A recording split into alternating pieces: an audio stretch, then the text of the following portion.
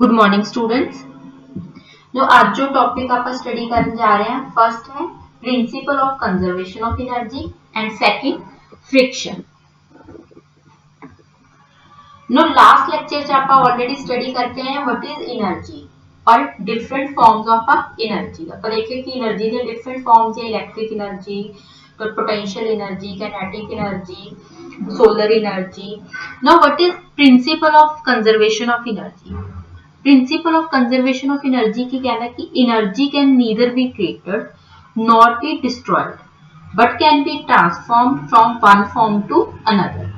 कि एनर्जी ना तो क्रिएट की जा सकती है ना डिस्ट्रॉय की जा सकती है, बट एक फॉर्म तो आप उसको दूसरी फॉर्म की कर सकते हैं कन्वर्ट। तो जो टोटल एनर्जी है जो सिस्टम की वो की रहती है हमेशा कॉन्स्टेंट। लाइक अपने को कुछ एग्जाम्पल जिवें दित्तियां हुई स्क्रीन पे। फर्स्ट इलैक्ट्रिक बल्ब, जो अपने घर च बल्ब है तो वो देखते हैं इलैक्ट्रिकल एनर्जी आती है वायर्स के थ्रू, और वो एनर्जी किस कन्वर्ट हो जाती है जो आप बल्ब ऑन कर देंगे लाइट च। Electrical energy is converted into light and plus heat, क्योंकि अगर काफी टाइम आप चला के रखते हैं तो की होंगी है हीट भी प्रोड्यूस करती है अपने को। सो इतने की अपने को एनर्जी एक फॉर्म तो दूसरी फॉर्म की होगी कन्वर्ट होगी, लाइक इलैक्ट्रिकल तो लाइट और हीट। नो इसी तरह लाइक जब आप सैल यूज करते हैं घर च टॉर्चेस च, उस की है तो chemical energy is converted into electrical energy और उस तो अगे लाइट एनर्जी की फॉर्म कन्वर्ट हो रही है। सो एनर्जी की अपने को कदे भी क्रिएट नहीं होती और डिस्ट्रॉय नहीं होती, बट आप उसको की कर सकते हैं ट्रांसफॉर्म कर सकते हैं एक फॉर्म तो दूसरी फॉर्म च। सो उसके काफी सारी एग्जांपल्स दी हुई हैं, like generator mechanical energy to electrical energy, geyser electrical to heat energy, photovoltaic cell solar cell उसकी है solar energy to electrical energy.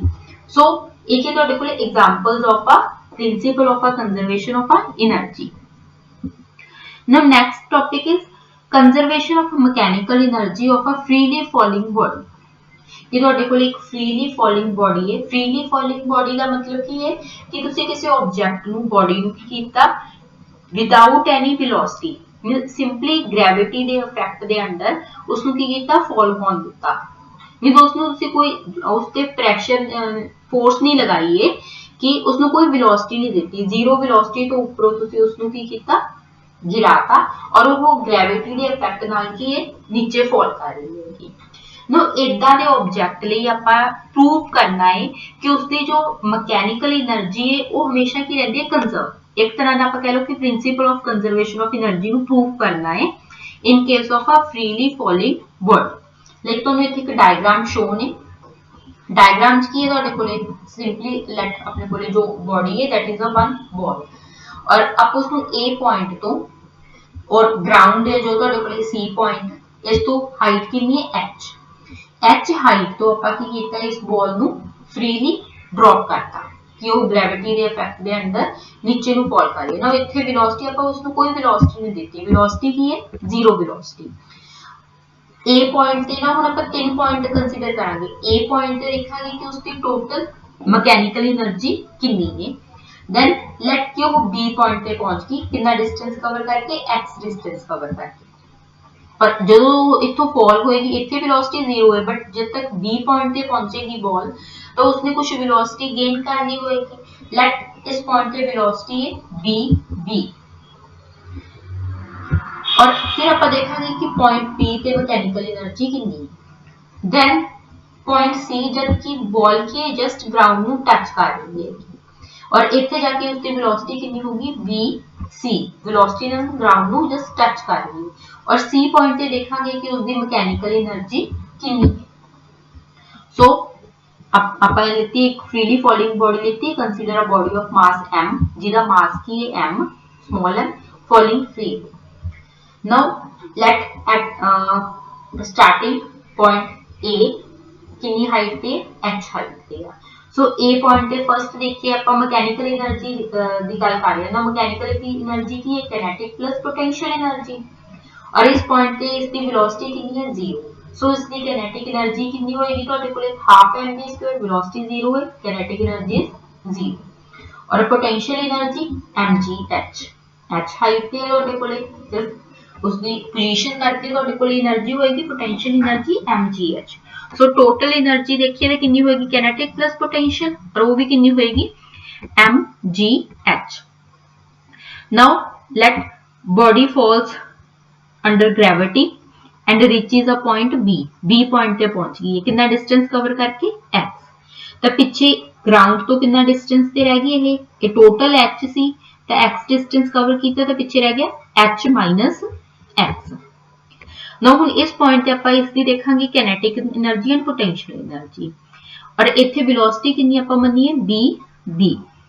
No अगर हुण आपां b दी वैल्यू नहीं पता है कितनी वेलोसिटी है इत्थे अगर आपां ये वेलोसिटी फाइंड आउट करनी होवे तो जो अपने मोशन दी इक्वेशन दे general equation v² minus u² is equals to 2as v² दा की मतलब है इत्थे final velocity u initial velocity a acceleration and s distance now ये आप इत्थे फाइंड आउट कर सकते हैं a पॉइंट तो ऑब्जेक्ट स्टार्ट होया b पॉइंट पे पहुंचया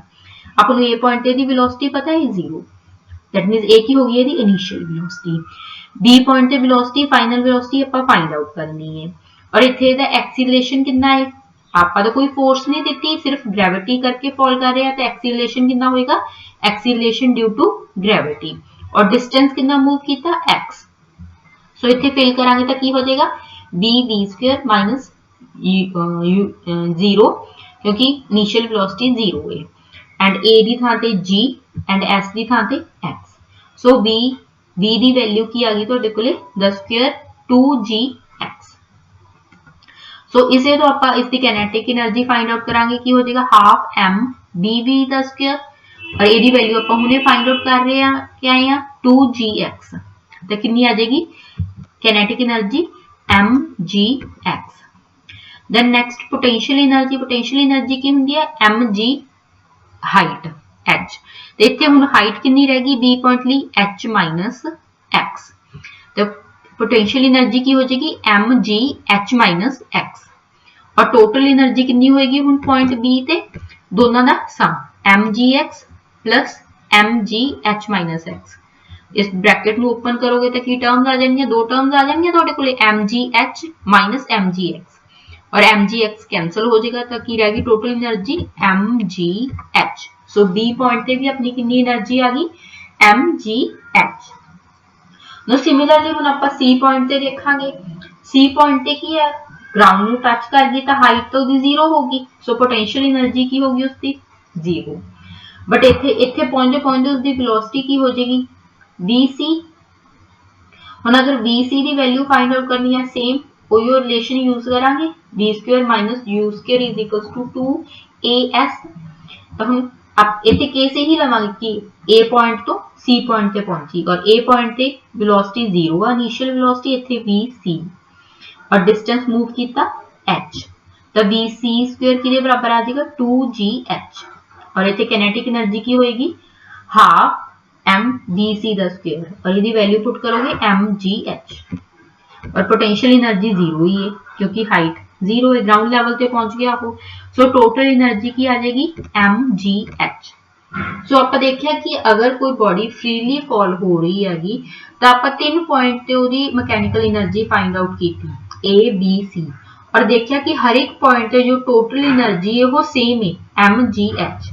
सो एक ही प्रूव कर रहा है ਤੁਹਾਡੇ ਕੋਲੇ that proves the principle of conservation of energy कि एनर्जी की आ एक फॉर्म तो दूसरी फॉर्म च कन्वर्ट हो रही हैगी लाइक ए पॉइंट पे की सीगा सारी दी सारी एनर्जी ਤੁਹਾਡੇ ਕੋਲੇ पोटेंशियल एनर्जी सीगी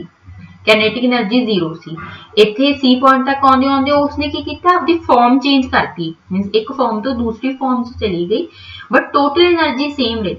टोटल एनर्जी की रही ਤੁਹਾਡੇ ਕੋਲੇ सेम रही so this proves the principal of conservation of energy so इस नाल अपना एनर्जी का टॉपिक ही हुंदा कंप्लीट हुंदा नेक्स्ट टॉपिक आप स्टार्ट कर जा रहे हैं that is friction now what is friction friction की लाइक फिगर शो ने ਤੁਹਾਡੇ ਕੋਲੇ कि ਤੁਹਾਡੇ ਕੋਲੇ कोई सरफेस है लेट की टेबल है ਉਹਦੇ ਉੱਪਰ कोई ऑब्जेक्ट लाइक बॉक्स ਪਿਆ है ਹੁਣ ਉਹ बॉक्स ਉਸੇ ਜਗ੍ਹਾ ਤੇ ਰਹੇਗਾ ਜਿੰਨਾ ਟਾਈਮ ਆਪਾਂ ਉਸ ਨੂੰ ਕੋਈ એનર્ਜੀ ਨਹੀਂ ਦਿੰਦੇ, ਪੁਸ਼ ਜਾਂ ਪੁੱਲ ਨਹੀਂ ਕਰਦੇ ਕਿ ਉਹ ਉੱਥੋਂ ਮੂਵ ਕਰੇ, ਜੋ ਕਿ ਆਪਣੇ ਕੋਲ ਨਿਊਟਨ ਦਾ ਫਸਟ ਲਾਅ ਹੈ। ਹੁਣ ਅਗਰ ਆਪਾਂ ਉਸ ਆਬਜੈਕਟ ਤੇ ਸਮਾਲ ਫੋਰਸ ਲਗਾਉਣੇ ਆਗੇ ਤਾਂ ਉਹ ਕੀ ਹੋਏਗਾ, ਉਹ ਆਬਜੈਕਟ ਤੇ ਡਿਪੈਂਡ ਕਰਦਾ ਕਿ ਉਨੀ ਫੋਰਸ ਨਾਲ ਉਹ ਉੱਥੋਂ ਮੂਵ ਹੋਏਗਾ ਕਿ ਨਹੀਂ। ਮੀਨਸ ਕਹ ਲਓ ਕਿ very small force भी sufficient नहीं होएगी ਤੁਹਾਡੇ ਕੋਲ ਉਸ ਆਬਜੈਕਟ ਨੂੰ ਮੂਵ ਕਰਨ ਲਈ, ਡਿਪੈਂਡਿੰਗ ਅਪਨ ਆਬਜੈਕਟ, ਉਹ ਡਿਪੈਂਡ ਕਰਦਾ ਕਿ ਆਬਜੈਕਟ ਕਿੱਦਾਂ ਦਾ ਆਪਣੇ ਕੋਲ। ਨਾ ਦੈਟ ਮੀਨਸ ਉੱਥੇ ਕਿ ਉਸ ਤੇ ਕੋਈ ਹੋਰ ਫੋਰਸ ਲੱਗ ਰਹੀ ਹੈ ਜੋ ਉਸ ਨੂੰ ਉੱਥੋਂ ਮੂਵ ਨਹੀਂ ਹੋਣ ਦੇ ਰਹੀ ਹੈਗੀ, ਉਸ ਫੋਰਸ ਨੂੰ ਕੀ ਬੋਲਦੇ ਆਪਾਂ, ਫ੍ਰਿਕਸ਼ਨ।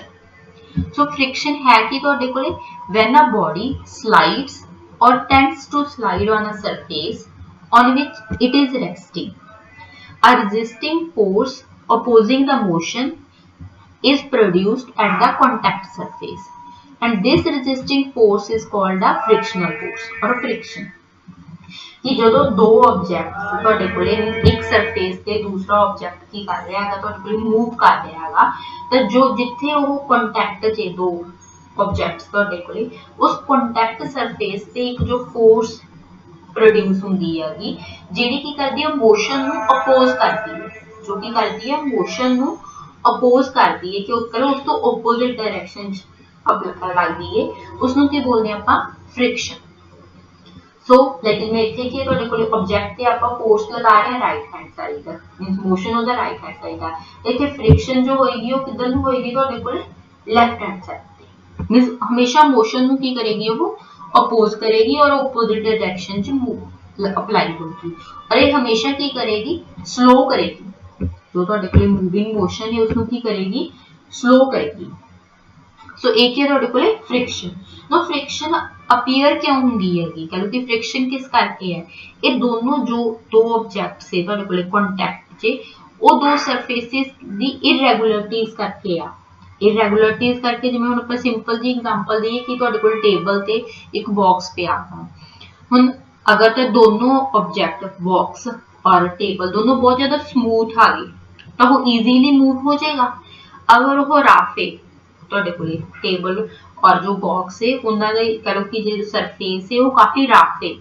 ਇਰੈਗੂਲਰਿਟੀਜ਼ ਹੈ ਉਹਦੇ ਵਿੱਚ, ਤਾਂ ਉਸ ਨੂੰ ਮੂਵ ਕਰਨਾ ਉਨੀ ਡਿਫਿਕਲਟੀ ਹੋ ਜਾਏਗਾ। ਸੋ ਇਹ ਕੀ ਹੈ, ਤੁਹਾਡੇ ਕੋਲੇ ਜੋ ਦੋ ਆਬਜੈਕਟਸ ਹੈ ਉਹਨਾਂ ਦੇ ਕਹ ਲਓ ਤੁਹਾਡੇ ਕੋਲੇ ਕੀ ਹੈ, ਸਰਫੇਸ ਇਰੈਗੂਲਰਿਟੀਜ਼ ਕਰਕੇ ਪ੍ਰੋਡਿਊਸ ਹੁੰਦੀ ਹੈਗੀ ਔਰ ਉਹਨਾਂ ਦੀ ਇੰਟਰਲੋਕਿੰਗ ਕਰਕੇ।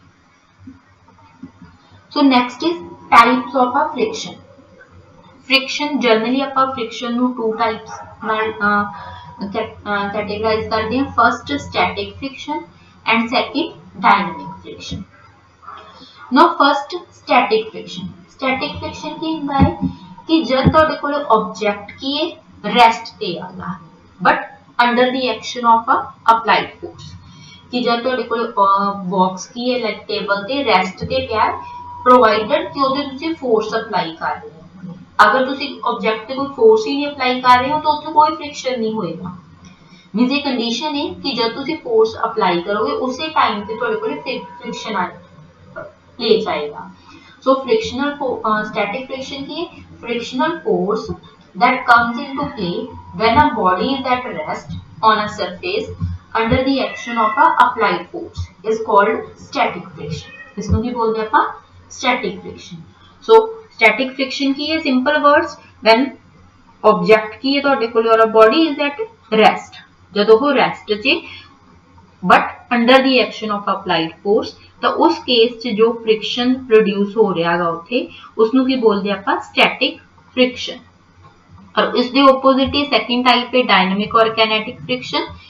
friction experienced by a body when it is in a motion। कि जब ਉਹੀ ਆਬਜੈਕਟ ਤੁਸੀਂ ਫੋਰਸ ਇੰਨੀ ਲਗਾਤੀ ਕਿ ਉਹਦਾ ਮੋਸ਼ਨ ਸਟਾਰਟ ਹੋ ਗਿਆ, ਮੀਨਸ ਉਹ ਮੂਵ ਕਰਨਾ ਸਟਾਰਟ ਹੋ ਗਿਆ, ਤਾਂ ਉਸ ਕੇਸ ਜਦੋਂ ਮੋਸ਼ਨ 'ਚ ਆਬਜੈਕਟ ਉਸ ਕੇਸ ਜਿੰਨਾ ਫ੍ਰਿਕਸ਼ਨ ਉੱਥੇ ਲੱਗ ਰਿਹਾ ਤੁਹਾਡੇ ਕੋਲੇ ਉਹ ਫ੍ਰਿਕਸ਼ਨ ਨੂੰ ਕੀ ਬੋਲਦੇ ਆਪਾਂ, ਡਾਇਨਾਮਿਕ ਫ੍ਰਿਕਸ਼ਨ। ਔਰ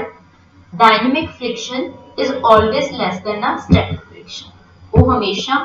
ਸਟੈਟਿਕ ਫ੍ਰਿਕਸ਼ਨ ਤੋਂ ਕੀ ਹੁੰਦਾ, ਘੱਟ ਹੁੰਦਾ। ਲਾਈਕ ਆਪਾਂ ਕਹਿੰਦੇ ਆ ਕਿ ਕਿਸੇ ऑब्जेक्ट ਦਾ मोशन स्टार्ट करना ज्यादा डिफिकल्ट है एज कंपेयर टू ਉਹਨੂੰ मेंटेन करना। ਜਨਰਲੀ ਵੀ ਆਪਾਂ ਦੇਖਦੇ ਹਾਂ ਕਿ ਕਿਸੇ ਕੋਈ ਵੀ ਕੰਮ ਸਟਾਰਟ ਕਰਨ ਲਈ ਜਾਂ ਕੋਈ ਵੀ ਵਾਹੀਕਲ ਸਟਾਰਟ ਕਰਨ ਲਈ ਫਸਟ ਆਪਾਂ ਨੂੰ ਜ਼ਿਆਦਾ ਫੋਰਸ ਦੇਣੀ ਪੈਂਦੀ ਹੈ, ਤਾਂ ਉੱਥੇ ਓਪੋਜ਼ਿੰਗ ਫੋਰਸ ਵੀ ਜ਼ਿਆਦਾ ਹੋਏਗੀ। ਬਟ ਜਦੋਂ ਇੱਕ ਵਾਰ ਕੋਈ ਵੀ ਆਬਜੈਕਟ ਤੁਹਾਡੇ ਕੋਲ ਮੋਸ਼ਨ 'ਚ ਆ ਗਿਆ ਤਾਂ ਫ੍ਰਿਕਸ਼ਨ ਕੀ ਹੋ ਜਾਂਦੀ ਹੈ, ਘਟ ਜਾਂਦੀ ਹੈ।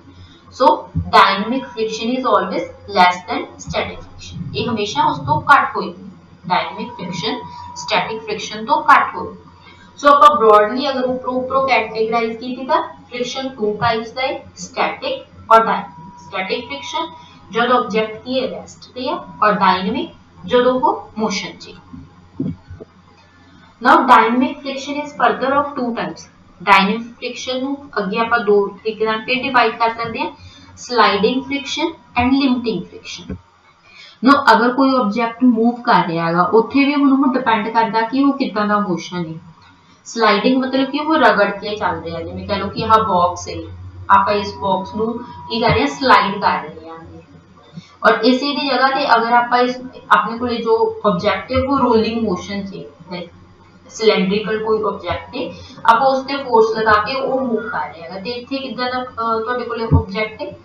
सिलेंड्रिकल या सर्कुलर कह लो कि जिथे वो स्लाइड ना करके रगड़ के ना रोल करके चल रहा है तुहाडे कोल, उसनूं की बोलते हैं ਆਪਾਂ rolling friction.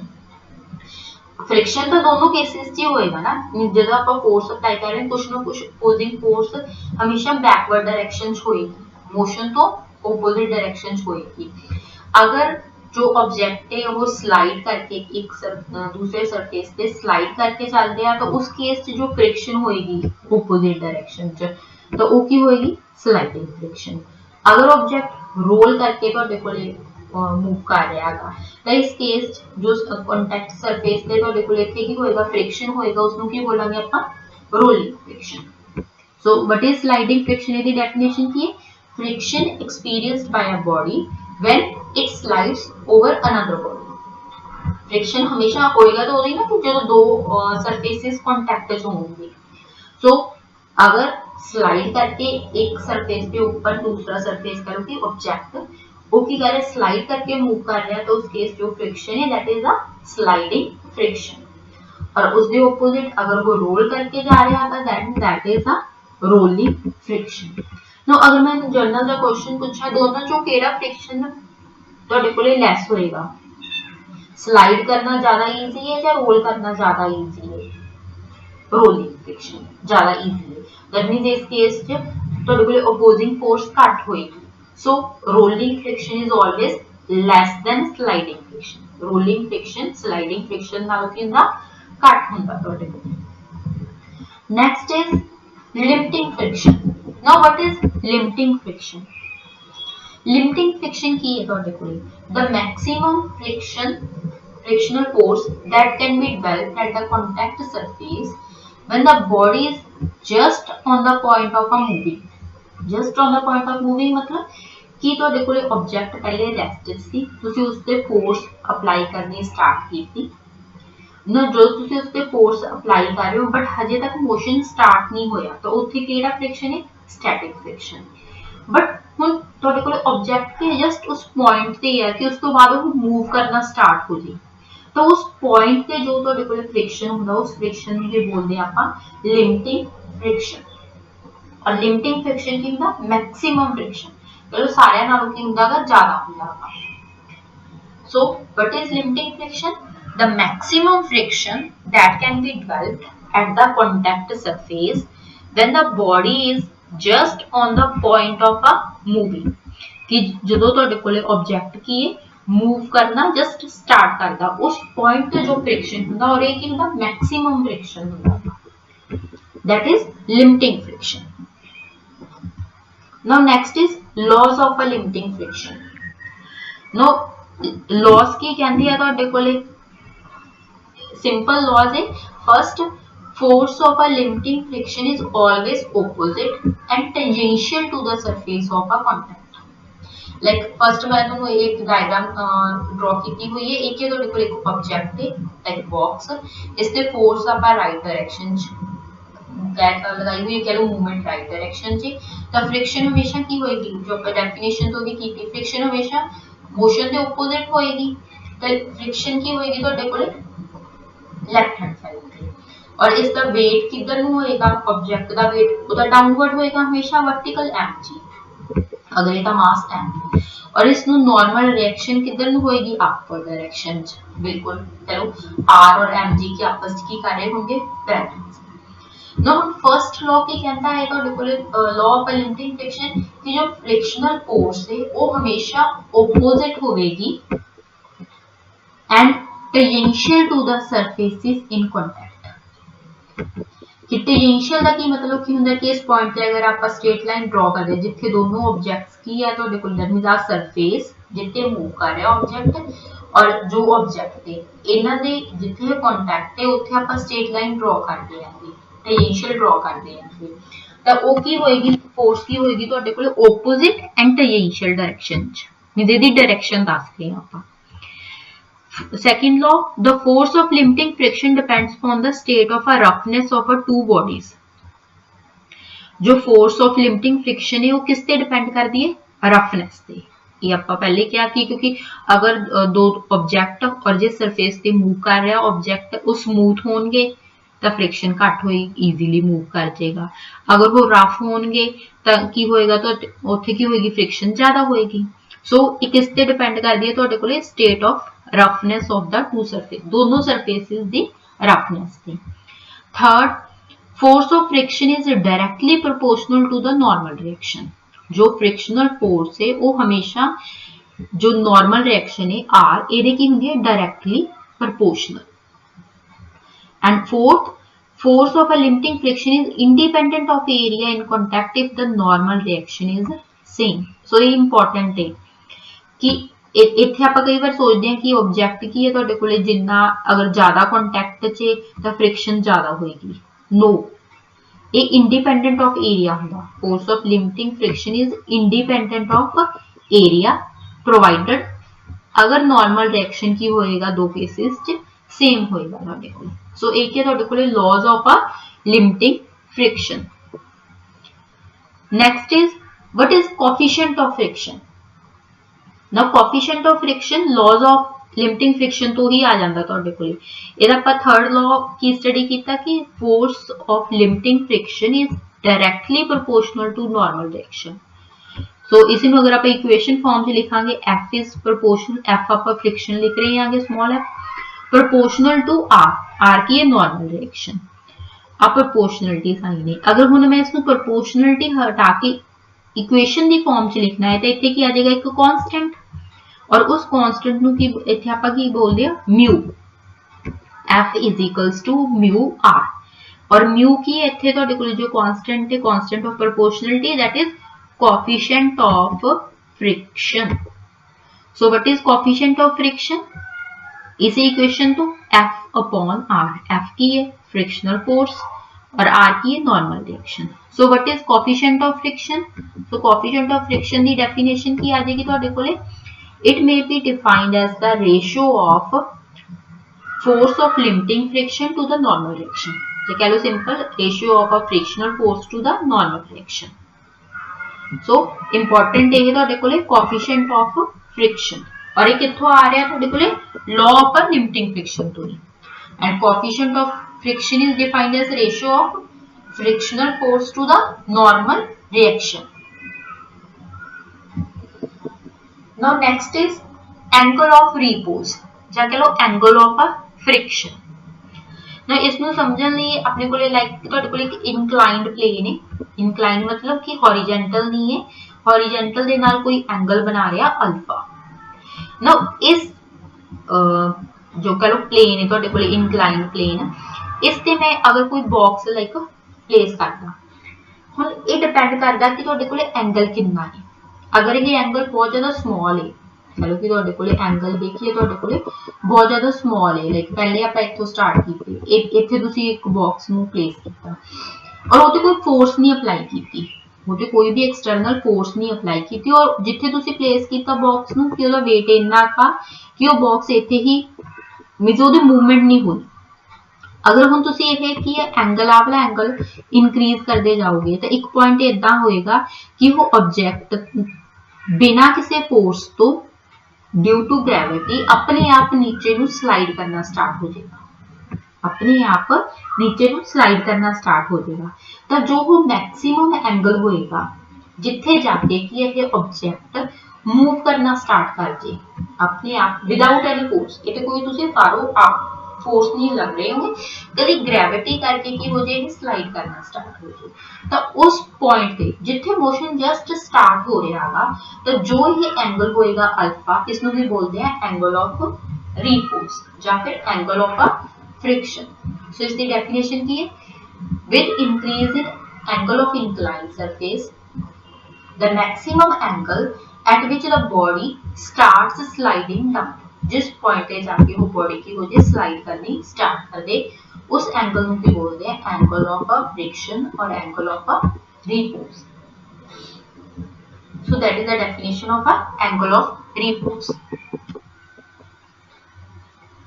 Now next important topic is friction is a necessary evil. Like question आ जाता है, explain friction is necessary evil. ना हुण तक ਆਪਾਂ देखिया कि ਆਪਾਂ फ्रिक्शन की हमेशा मोशन ਨੂੰ ਕੀ ਕਰਦੀ ਹੈ, ਅਪੋਜ਼ ਕਰਦੀ ਹੈ ਕਿ ਉਸ ਤੋਂ ਆਪੋਜ਼ਿਟ ਡਾਇਰੈਕਸ਼ਨ 'ਚ ਆਪਾਂ ਨੂੰ ਉਸ ਨੂੰ ਓਵਰਕਮ ਕਰਕੇ ਮੋਸ਼ਨ ਸਟਾਰਟ ਕਰਨਾ ਪੈਂਦਾ ਹੈ। ਲਾਈਕ ਹੁਣ ਅਗਰ ਆਪਾਂ ਕਹੀਏ ਕਿ ਆਪਾਂ ਵਾਕ ਕਰ ਰਹੇ ਹਾਂਗੇ, ਹੁਣ ਉਹ ਰੋਡ ਕਿੱਦਾਂ ਦੀ ਹੈ, अगर बहुत ज्यादा स्लिपरी होएगी रोड या जिवें कह लो कि मीह पै के हटिया उस तो बाद जो स्टेट है, तो उत्थे की आपां फिसलांगे। अगर आपां फिसल रहे हैं दैट मीनस उत्थे फ्रिक्शन घट है। हुण आपां दैट फ्रिक्शन आपां नूं लोड़ींदा है कि अगर फ्रिक्शन नहीं होएगा तो आपां मूव नहीं कर पावांगे। देखिए इस तरह कि आप आइस पे इजीली मूव नहीं कर पाते क्योंकि उत्थे फ्रिक्शन की बहुत ज्यादा लैस है। बट ਆਪਾਂ ਨੂੰ मूव ਕਰਨ ਲਈ फ्रिक्शन चाहिए, जिन्ना जाए कह लो रफ होएगा ਤੁਹਾਡੇ ਕੋਲੇ रोड उन्ना ਆਪਾਂ ਨੂੰ ਉੱਥੇ फ्रिक्शन ਜ਼ਿਆਦਾ ਹੋਏਗਾ। बट ਇਹ ਨਾ ਕਿ ਬਹੁਤ ਜ਼ਿਆਦਾ ਰਫ ਹੈ ਕਿ ਉੱਥੇ मूव ही ना ਹੋਵੇ ਤੁਹਾਡੇ ਕੋਲੇ, ਸੋ ਆਪਾਂ ਨੂੰ फ्रिक्शन की रिक्वायर्ड है। इसी तरह in writing on a paper, अगर पेपर बहुत ज्यादा स्मूथ होएगा कि अपना पेन उससे भी ना हो सके, होल्ड ही ना हो सके, तो आप राइट नहीं कर सकते। इस तरह आप पेन को आप होल्ड करना है, अगर वो थोड़ा रफ होएगा तो ही आप उसको होल्ड कर पावांगे। सो फ्रिक्शन की डिजायर्ड है, बट हर एक थां ते डिजायर्ड नहीं है ਤੁਹਾਡੇ ਕੋਲ। लाइक इत्थे मैं वॉकिंग वाली एग्जांपल ही लिखी, अगर बहुत ज्यादा स्लिपरी ਆਪਾਂ जगह ते आगे तो उत्थे ਆਪਾਂ ਨੂੰ मूव ਕਰਨ ਲਈ बहुत ज्यादा एफर्ट लाना पएगा। चलो रेन तो बाद अगर आप मिट्टी की बहुत ज्यादा जिवें कह लो चिकनी मिट्टी हैगी, उहते आपां मूव नहीं कर पांदे, आपां इजीली फिसल जांदे हां, उत्थे फ्रिक्शन घट है। दैट मीनस फ्रिक्शन मीनस कह लो आपां नूं डिजायर्ड भी है नहीं भी, डिपेंडिंग ऑन अ कंडीशन। अगर आप अपने इंजीनियरिंग पॉइंट ऑफ व्यू तो देखिए तो जिन्ने भी अपने कोले मशीन पार्ट्स है कि उत्थे की है तुहाडे कोले, उत्थे फ्रिक्शन कई थां ते आपां नूं डिजायर्ड हुंदा, कई थां ते नहीं डिजायर्ड है। लाइक फ्रिक्शन करके कई बार की हुंदा कि मशीन पार्ट्स दी लाइफ की हो जाती है, रिड्यूस हो जाती है कि दो पार्ट्स ही मशीन दे और वो की रगड़ के चल रहे हैं। हुण रगड़ के चल रही है दैट मीनस विद एज हौली हौली की हो जाती है, वो मशीन पार्ट्स की हो जाती है, खराब हो जाती है। तो उत्थे आपां नूं फ्रिक्शन नहीं चाहिएगा, मीनस इत्थे रगड़न आ रही है दो पार्ट्स मशीन दे, उत्थे आपां नूं वो फ्रिक्शन नहीं चाहिएगा। एक तो उन्हां दी लाइफ स्पैन है और सैकेंड की है उत्थे एनर्जी वेस्ट हो रही है, तो किसी न किसी एनर्जी करके मूव कर रहे आगे दो पार्ट्स जो भी मशीन दे, तो मशीन की तुहाडे कोले एनर्जी तुहानूं एक्सट्रा एनर्जी देनी पएगी उत्थे मशीन नूं कह लो कि, तो कह लो extra energy that mean energy wastage हो रही है। कह कि अगर दो पार्ट रगड़ के चल रहे तो उत्थे हीट जनरेट होंदी है, तो वो हीट भी तो एनर्जी किसी फॉर्म च वेस्ट हो रही है। So friction is desirable also और non desirable also. So it depend करता आप किदां दी सिचुएशन च। सो इसे नु की कह देंगे हैं, friction is the necessary evil. So friction is the necessary evil. Now next is applications of a friction. Like हुणे आपां देखिया कि मशीन्स च मशीन जब आप बॉल बीयरिंग्स यूज करते हैं ना, बॉल बीयरिंग्स की है ਤੁਹਾਡੇ ਕੋਲ, ਲਾਈਕ ਇਹ एग्जांपल है कि ਤੁਹਾਡੇ ਕੋਲ एक दो सरफेसेस है, जो इंटरनल सरफेस है आउटर सरफेस है। नो इथे एक सरफेस दूसरे ते स्लाइड कर रहा है। अगर ये बॉल बीयरिंग्स ਤੁਹਾਡੇ ਕੋਲ ਇਹ ना हो, बॉल्स ना हो मेटालिक जो बॉल्स है, तो ये दो सरफेसेस आपस की होंगे, रगड़ के चलेंगे, रगड़ के चलेंगे दैट मीनस ये मैकेनिकल एनर्जी ਨੂੰ हीट ਦੀ फॉर्म ਚ वेस्टेज भी हो रही है, प्लस विद टाइम की होएगी ਇਹਨਾਂ ਦੋਨਾਂ ਦੀ ਲਾਈਫ की हो जाएगी ਤੁਹਾਡੇ ਕੋਲੇ की हो जाएगी, ये जल्दी खराब हो जाएंगे, लाइफ की हो जाएगी कट हो जाएगी। सो इत्थे आपां की कीता, अगर ये दोनों स्लाइड कर दे तो स्लाइडिंग फ्रिक्शन थी, आपां इस फ्रिक्शन नूं की करता चेंज करता रोलिंग फ्रिक्शन च। आपां इत्थे की यूज करदे आ बॉल बेयरिंग्स ना, बॉल बेयरिंग्स नाल की हो गया स्लाइडिंग फ्रिक्शन रोलिंग फ्रिक्शन च कन्वर्ट हो गया। और आपां नूं पता ही है कि रोलिंग फ्रिक्शन की हुंदा, स्लाइडिंग फ्रिक्शन तो हमेशा घट हुंदा है। सो that is the application of a friction. Now इसी तरह टायर्स, नाउ टायर्स ते सोचोगे तुसीं वो सर्कुलर ही क्यों हुंदे आ, हमेशा आपां डेली लाइफ च देखदे आंगे, अगर वो रेक्टेंगुलर या कोई होल शेप क्यों नहीं है, हमेशा टाइप्स की है ਤੁਹਾਡੇ ਕੋਲੇ टायर्स है जो ਤੁਹਾਡੇ ਕੋਲੇ सर्कुलर फॉर्म्स ਹੁੰਦੀਆਂ ਹਨ, because rolling friction is less than a sliding friction. And second, अगर ਤੁਸੀਂ ਧਿਆਨ ਨਾਲ ਦੇਖਿਓ ਹੋਗੇ ਤੇ ਟਾਇਰਸ ਤੇ ਕੀ ਹੁੰਦਾ, ਕੋਈ ਪੈਟਰਨ ਦਾ ਮਾਰਕ ਹੁੰਦਾ, ਇਹ ਪੈਟਰਨ ਕਾਦੇ ਲਈ ਹੁੰਦਾਗਾ, ਇਹਦੀ ਵੀ ਕੋਈ ਵਜ੍ਹਾ ਹੋਏਗੀ ਨਾ ਤੁਹਾਡੇ ਕੋਲ, ਇਹ ਪੈਟਰਨ ਕਿਸ ਲਈ ਹੁੰਦਾ, to provide a necessary friction, ਕਿ ਲਾਈਕ ਆਪਾਂ ਕਹਿੰਦੇ ਕਿ ਆਪਾਂ ਟਾਈਮ ਦੇ ਨਾਲ ਕਿ ਟਾਇਰਸ ਚੇਂਜ ਕਰਨੇ ਆ, ਤਾਂ ਉਦੋਂ ਕੀ ਹੋ ਜਾਂਦਾ ਉਹ ਘਸ ਕੇ ਕਹ ਲਓ ਕਿ ਉਹਨਾਂ ਦੀ ਉਹ ਕਹਿੰਦੇ ਜਦੋਂ ਸਮੂਥ ਹੋਣੇ ਸ਼ੁਰੂ ਹੋ ਜਾਂਦੇ, ਜਿਸ ਕਰਕੇ ਕੀ ਆ ਵਾਹੀਕਲ ਈਜ਼ੀਲੀ ਸਲਾਈਡ ਕਰ ਜਾਂਦਾ ਹੈ ਤੁਹਾਡੇ ਕੋਲ, स्किप कर जाता है कह लो मीन। सो टायर्स ते जो प्रोजेक्शन या सर्कुलर शेप ये भी कादे लिए थोड़े कोले फ्रिक्शन, ये भी फ्रिक्शन दी एप्लीकेशन है। Then next braking system of a moving vehicles, जो ब्रेकिंग सिस्टम होंगे जो जनरल नॉर्मल कह लो कि जो ओल्ड टाइप ब्रेकिंग सिस्टम है अपने कोले, ਇਹਦੇ ਚ ਕੀ ਹੁੰਦਾ ਲਾਈਕ ਸਾਈਕल्स ਦੇ ਸਭ ਨੇ ਦੇਖਿਆ ਹੋਵੇਗਾ, ਵਾਹੀਕਲ ਕੀ ਹੈ ਤੁਹਾਡੇ ਕੋਲੇ ਕੋਈ ਵੀ व्हील है वो मूव कर रहा हुंदा और ਉਹਦੇ ਨਾਲ ਕੀ ਹੁੰਦਾ ਤੁਹਾਡੇ ਕੋਲ ਇੱਕ ਕੋਈ ਵੀ ਰਬਰ ਟਾਈਪ ਦਾ ਮਟੀਰੀਅਲ ਹੁੰਦਾ ਹੈ, ਸਮਾਲ ਡਿਸਟੈਂਸ ਜਦੋਂ ਤੁਸੀਂ ਬ੍ਰੇਕ ਲਾਉਣੀ ਹੈ ਤਾਂ ਉਸ ਨੂੰ ਟੱਚ ਕਰਦਾ ਹੈ, ਉਹ ਵੀਲ ਨੂੰ ਟੱਚ ਕਰਦਾ ਹੈ। नो ब्रेक ਦਾ ਮਤਲਬ ਕਿ ਜਦੋਂ ਵਾਹੀਕਲ मूव कर रहा है ਉਸ ਨੂੰ ਰੋਕ ਰਹੇ ਆ। नो ਜਦੋਂ ਵਾਹੀਕਲ मूव कर रहा ਤੁਹਾਡੇ ਕੋਲੇ ਤਾਂ ਉੱਥੇ ਕਿਹੜੀ એનર્ਜੀ ਹੈ, ਕਾਈਨੈਟਿਕ એનર્ਜੀ। ਇੱਕ ਸਾਈਕਲ ਦੀ ਹੋ ਤੁਸੀਂ ਜਦੋਂ ਸਾਈਕਲ ਜਦ ਚੱਲ ਰਿਹਾ ਤੁਹਾਡੇ ਕੋਲੇ ਵੀ ਘੁੰਮ ਰਿਹਾਗਾ ਤਾਂ ਉਹਦੇ ਵਿੱਚ ਕੀ ਹੈ ਤੁਹਾਡੇ ਕੋਲੇ ਕਾਈਨੈਟਿਕ એનર્ਜੀ। अब उसको रोकना है दैट मींस ਉਹਦੀ काइनेटिक एनर्जी ये तो है नहीं कि काइनेटिक एनर्जी ਨੂੰ ਆਪਾਂ डिस्ट्रॉय कर ਦਾਂਗੇ, नो, क्योंकि एनर्जी ऑफ कंजर्वेशन की कहती है energy can be converted from one form to another. So किस दी काइनेटिक एनर्जी ਨੂੰ ਕਿਸੇ ਹੋਰ ਫਾਰਮ ਚ ਕਨਵਰਟ ਕਰ ਦਾਂਗੇ ਤਾਂ ਆਪਾਂ ਉੱਥੇ ਕੀ ਕਰ ਦੇਂਗੇ, ਜਦ ਬ੍ਰੇਕ ਲਗਾਉਣੀ ਹੈ ਤਾਂ ਉਹ ਰਬੜ ਕੀ ਹੈਗੀ ਉਹ ਵਾਹੀਕਲ ਦੇ ਨਾਲ ਕੀ ਆ ਕੱਸਦੀ ਹੈਗੀ ਤੁਹਾਡੇ ਕੋਲ, ਜਦੋਂ ਟੱਚ ਕਰਦੀ ਹੈ ਤਾਂ ਉਹ ਕੀ ਹੁੰਦੀ ਹੈ ਹੀਟ ਅਪ ਹੁੰਦੀ ਹੈ, हीट भी फॉर्म च कोई एनर्जी की होंगी है, काइनेटिक एनर्जी हौली हौली की होंगी है खत्म होंगी है, जिहदे करके आपां ब्रेक ला के कहने कि साइकिल नूं रोक लैंदे हां। सो आपां एनर्जी नूं एक फॉर्म तो दूसरी फॉर्म च कन्वर्ट करदे हां। और इत्थे फ्रिक्शन की है तुहाडे कोले, इत्थे जदों वो टच आउंदी है तो वो मोशन नूं की करदे अपोज कर रहे हैं। So braking system of moving vehicles भी कादे ते बेस्ड है फ्रिक्शन ते, और कह लो कि that is the application of a friction. Similarly screws, no screws जो होंगे लाइक इत्थे की तुहाडे कोल एक पैटर्न ड्रॉ कीता होया था हेलिकल पाथ जो होंगे आगे, नो ये भी क्यों है तुहाडे कोल ताकि जो तुसी बॉल च स्क्रू लगा रहे होंगे तो जो होल्ड हो सके। सो that is also a application of a friction, ये भी फ्रिक्शन दी एप्लीकेशन है जो स्ट्रक्चर है स्क्रू। सो ये सारी है तुहाडे कोल engineering applications of a friction, machines, tyre, braking system, screws और so many. Next is methods to reduce friction. now friction ਹੁਣੇ ਆਪਾਂ ਕਹਿ ਕੇ ਆਏ ਕਿ friction is a necessary evil, required भी है नहीं, depending on a situation। अगर ਆਪਾਂ ਹੁਣ friction ਨੂੰ ਘਟਾਉਣਾ ਹੈ ਤਾਂ ਆਪਾਂ ਕਿਵੇਂ ਘਟਾ ਸਕਦੇ ਹਾਂ? ਫਸਟ lubrication, ऑयल ਜਾਂ ਗਰੀਸ ਦੇ ਕੇ ਕਿ ਮਸ਼ੀਨ ਪਾਰਟਸ ਤੁਸੀਂ ऑयल ਜਾਂ ਗਰੀਸ ਦੇ ਦੋ ਤਾਂ ਉਹ ਕੀ ਹੋ ਜਾਏਗਾ ਤੁਹਾਡੇ ਕੋਲੇ ਉਹਦੀ irregularities fill up ਹੋ ਜਾਣਗੀਆਂ ਕੁਝ ਟਾਈਮ ਲਈ और friction ਕੀ ਹੋ ਜਾਏਗੀ ਘਟ ਜਾਏਗੀ। सैकेंड रोलिंग, मैं कह रही थी फ्रिक्शन किसी होर फॉर्म च लाइक स्लाइडिंग है, स्लाइडिंग तो रोलिंग च कन्वर्ट करता ताकि की हो जाएगा फ्रिक्शन घट जाएगी। पॉलिशिंग, पेंटिंग ਇਹਦੇ ਨਾਲ भी की हो जाता ਤੁਹਾਡੇ ਕੋਲੇ फ्रिक्शन रिड्यूस हो जाएंगे।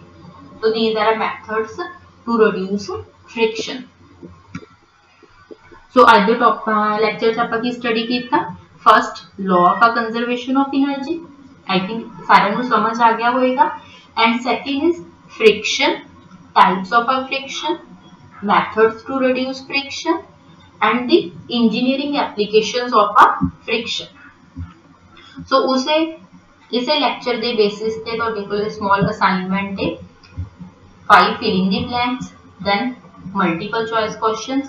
and long type questions. Kindly write down these and thank you.